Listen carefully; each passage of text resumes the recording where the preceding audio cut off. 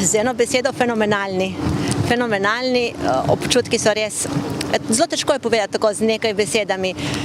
Krstiti tako ladjo, tako veličastno ladjo, ki nam bo služila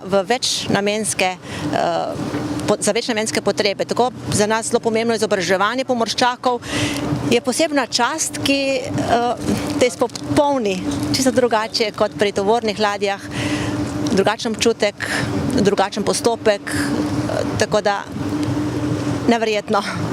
Rekla sem mi, draga vojaška ladja, krstim te kot Triglav, ki je simbol slovenstva, na katerega smo vsi Slovenci ponosni.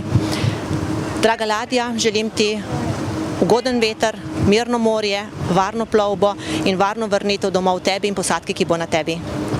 Za našo fakulteto to pomeni en dodaten izobraževalni pripomoček, ki nam je sedaj zelo manjkal.